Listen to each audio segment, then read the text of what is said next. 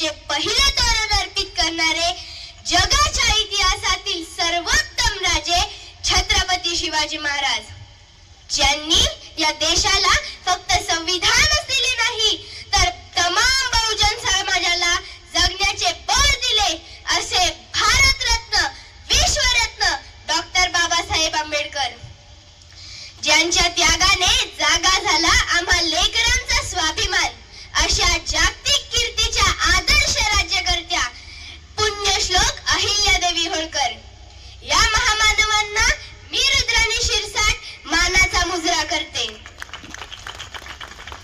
Doctor Babasaheb Ambedkar म्हणतात, जो समाज स्वतःचा इतिहास विसरतो तो समाज कधीच इतिहास निर्माण करू शकत नाही, तर तो इतिहास जमा होतो.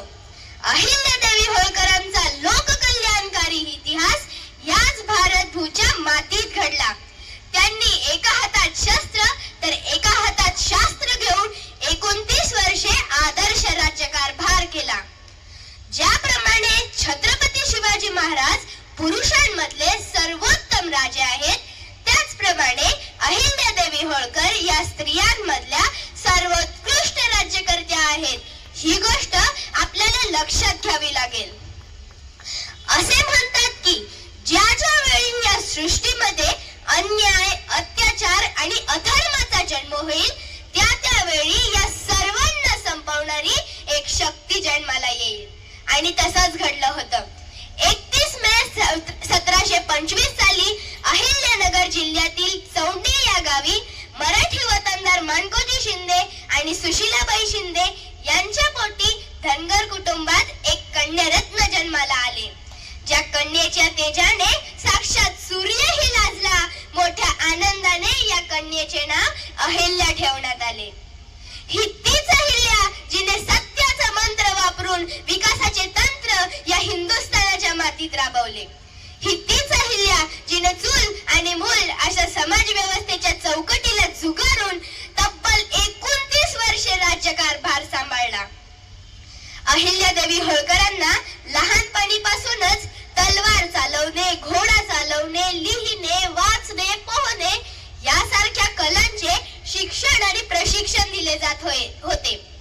वयाच्या 8व्या वर्षी महापराक्रमी सरदार मल्हारराव होळकर यांचे सुपुत्र खंडेराव होळकर यांच्याशी त्यांचा विवाह झाला.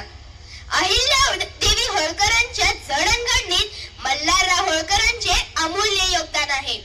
त्यांनी आपल्या सुनेला शिकवले होते की युद्ध कसं लढावं, तलवार कशी चालवावी, तोफा, बारदाना, शमशिरी हे कसे चालवावेत. जेव्हा रणांगणावर युद्ध सुरू होते तेव्हा तोफांच्या भयानक आवाजाला धैर्याने सामोरं कसं जावं हे अहिल्यादेवींना मल्हारराव होळकरांनी शिकवले होते. अहिल्यादेवी होळकर या महादेवांच्या निस्सीम भक्त होत्या. त्यांनी अखंड हिंदुस्थानामध्ये 5000 पेक्षा जास्त मंदिरे बांधलीच नाहीत, तर त्यांना संरक्षणही दिले. अनेक मंदिरांचा जीर्णोद्धार केला.